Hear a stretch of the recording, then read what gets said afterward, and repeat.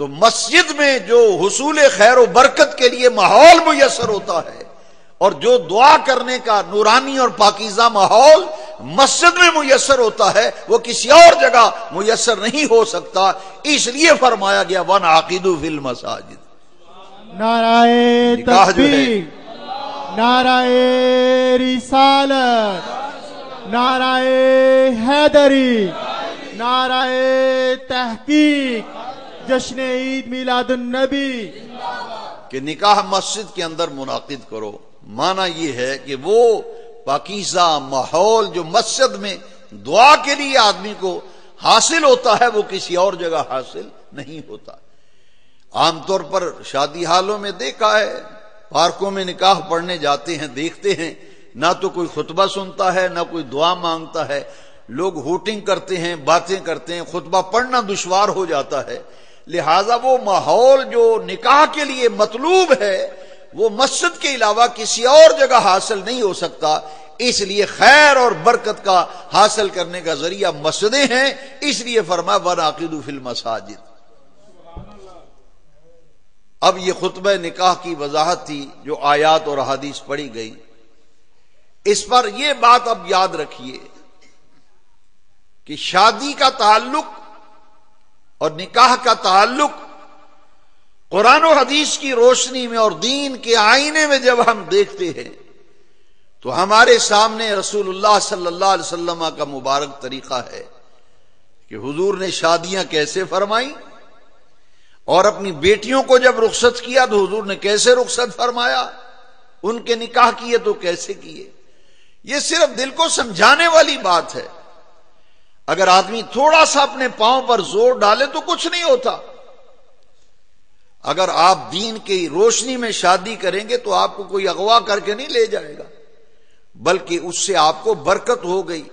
4 دن کے لیے لوگ دوست ناراض ہوتے ہیں، بھئی یہ کیا کر دیا آپ نے.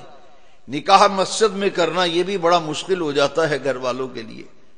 برادری اس پہ تیار نہیں ہوتی، دوست احباب اس پہ باتیں کرتے ہیں، لیکن ان کو یہ معلوم نہیں ہے کہ یہ خالصتاً ایک مسنونہ عقد ہے. النکاح من سنتی، یہ سنت کی تقریب ہے، ادائیگی سنت نبوی کی تقریب ہے.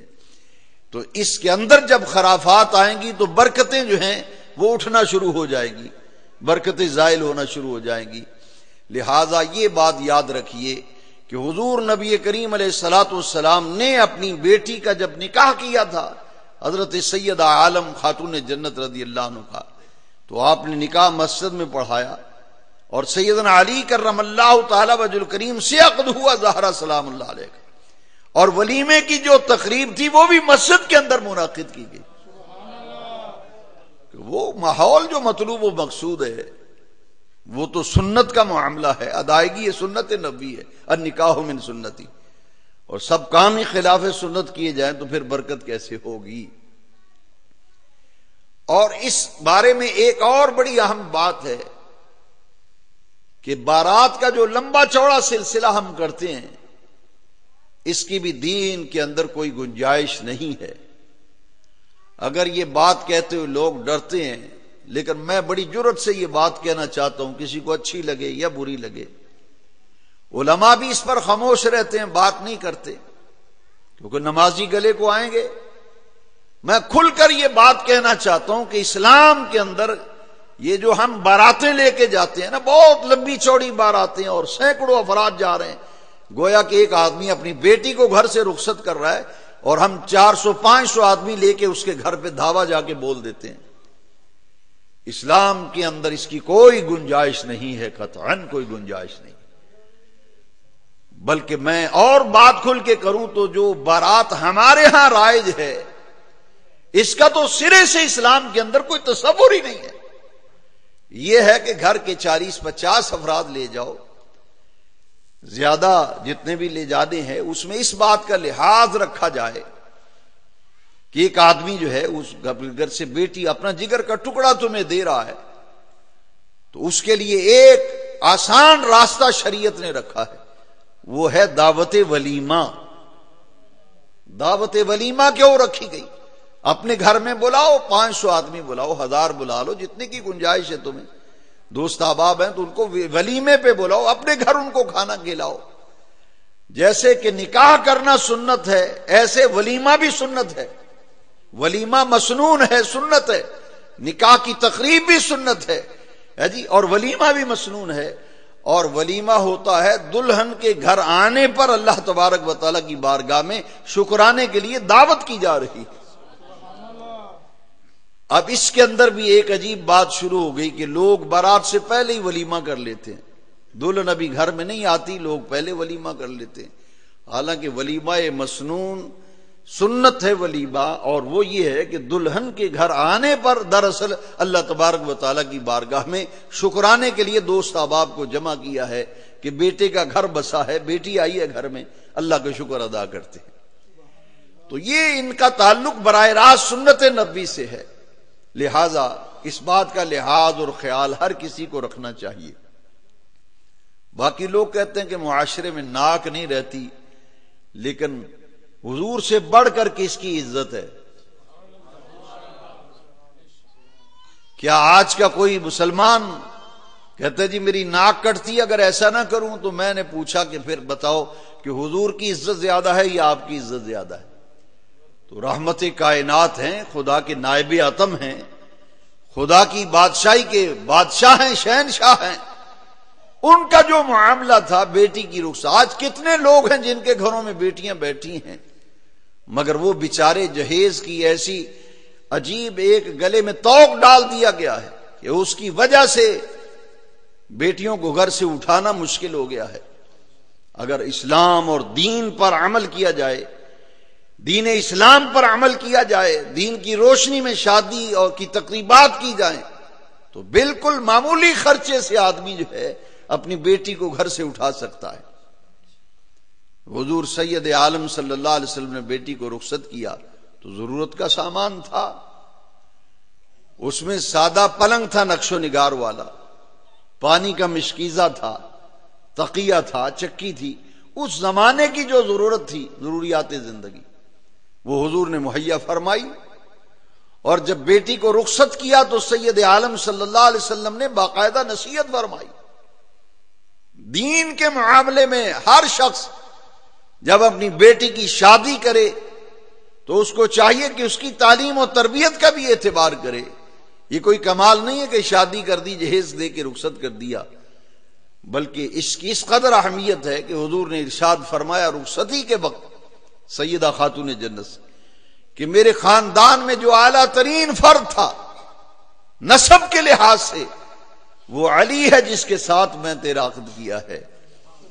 دیکھنا، ان کی تکلیف کو اپنی تکلیف سمجھنا، ان کے دکھ کو اپنا دکھ سمجھنا، اور کبھی کوئی ایسا مطالبہ علی سے نہ کرنا.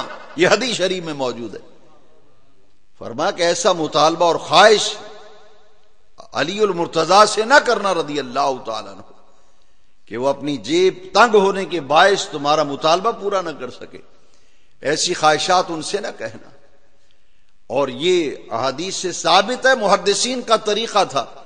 بیٹی کو رخصت ہوتے وقت کہتے تھے کہ بیٹی اب تو جا رہی ہے یہاں سے، ہم نے اپنا فرض ادا کر دیا ہے، اب تو نے اپنا گھر بسانا ہے، اب تیرا باپ وہ ہے جو تجھے بیاہ کے لے جا رہا ہے، اب تیری ماں وہ ہے جو تیرے دلہا کی والدہ ہوگی، وہ تیری ماں ہے، دلہا کا باپ تیرا باپ ہے. والدین کی عزت و احترام تجھ پر لازم ہوگی، شوہر کی خدمت تم پر لازم ہوگی. یہی وجہ ہے کہ حضرت سیدہ عالم سخت بخار کی کیفیت تھی اور مولا علی رات بھر جاگتے رہے. جب صبح اٹھے تو دیکھا کہ سیدہ خاتون جنت مصلی پہ بیٹھی ہیں. مولا علی حیران رہے کہ رات بھر تکلیف میں تھی اور مجھ سے پہلے اٹھ کے مصلی پہ بیٹھی ہیں. آپ مسجد میں تشریف لے گئے. جب نماز پڑھ کے واپس تشریف لائے تو دیکھا کہ سیدہ خاتون جنت چکی چلا رہی ہیں. فرمایا آپ تو تکلیف میں ہیں، کچھ آرام فرما لیتی. صبح کو اٹھا تو نماز پڑھ رہی ہیں مصلی پہ، اب دیکھا تو چکی چلا رہی ہیں، کچھ دیر آرام فرما لیتی آج. تو آپ نے بہت پیارا جواب دیا. فرمایا اگر رات کو اٹھ کر مصلی پہ بیٹھ کر رب کو یاد نہ کرتی تو رب کیسے راضی ہوتا؟ اور اٹھ کر اب آٹا تیار نہ کرتی تو شوہر کی رضا کیسے ہوتی؟ فرمایا وہ رضا تھی رب کو راضی کرنے کے لیے، یہ تھا شوہر کو راضی کرنے کے لیے۔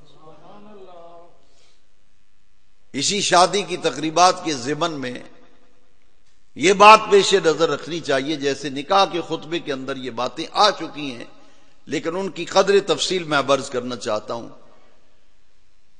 حضور نبی کریم علیہ الصلوۃ والسلام نے فرمایا جب میں معراج کی رات لامکاں پہ گیا تو جنت اور دوزخ کا جب مشاہدہ کیا تو دوزخ میں مردوں کی نسبت عورتیں زیادہ جل رہی تھی۔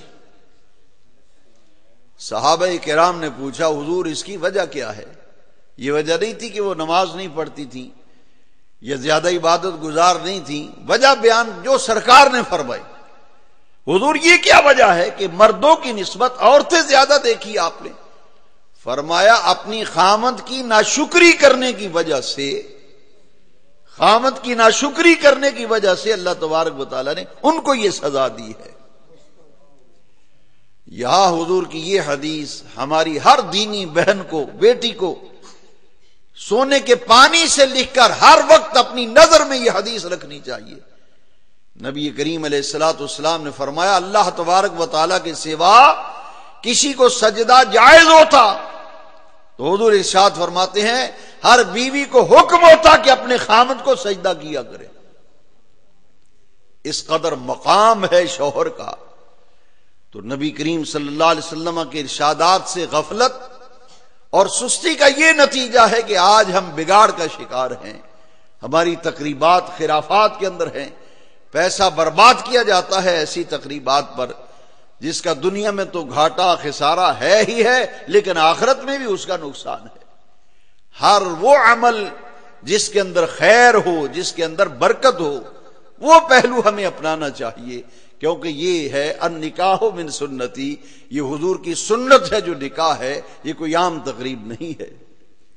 شوہر کے معاملے میں آپ نے حدیث پاک ابھی سن لی، اور حضور نے ارشاد فرمایا جس عورت کا خامند اس پہ رات بھر ناراض رہے، رات ایسے گزرے بیوی پر خامند ناراض ہے تو فرمایا رات بھر فرشتے لعنت بھیجتے ہیں، لعنت برستی ہے اس پہ۔ اب معاملہ یہ ہے کہ جب دین کی رہنمائی نہ ہو، دین کی باتوں کو پتہ ہی نہ ہو تو پھر بگاڑ پیدا ہوتا ہے۔ اگر ان مسائل کا اور دین کی باتوں کا علم ہو تو یقیناً ہر شخص بچنے کی کوشش کرتا ہے کہ میں ہر اس کام سے بچوں جس کام کے کرنے میں اللہ کریم کی ناراضگی ہوگی۔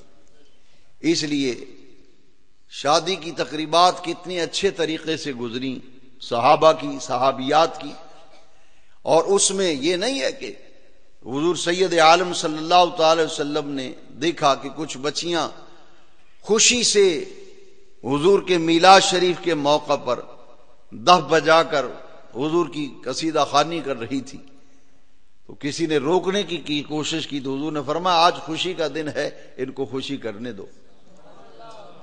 اس کا معنی یہ ہے کہ ایک شرعی حدود کے اندر رہ کر، شرعی حدود کے اندر رہ کر ہر قسم کی خوشی کا اظہار اور مسرت کا اظہار یہ ہمارے اوپر ضروری ہے کہ ایسے مواقع پر ہم شرعی حدود کی پابندی کرتے ہوئے ہم خوشی کا اظہار کریں، لیکن اس بات کا لحاظ رکھا جائے کہ شرعی حدود کو نہ پھلانگا نہ جائے، ان کو توڑا نہ جائے، ان کے اندر رہ کے کام کیا جائے، نماز کا خیال رکھا جائے، بارات کے موقع پر شادی کی تقریبات میں نمازیں ضائع نہ ہوں، حقوق کا خیال رکھا جائے، اسراف سے بچا جائے، فضول خرچی سے بچا جائے، کنجوسی سے بھی بچا جائے، جہاں ضرورت ہے وہاں خرچ کیا جائے، جہاں ضرورت نہیں ہے وہاں بچا جائے۔ جب شادی کی تقریبات دین کے آئینے میں کی جائیں گی تو آپ یقین جانیے کہ وہ گھر جو ہے وہ خیر و برکت کا مرکز بن جاتا ہے، وہ گھر جہاں دین پر عمل کیا جاتا ہے، دین کی روشنی میں معاملات کو نپٹایا جاتا ہے۔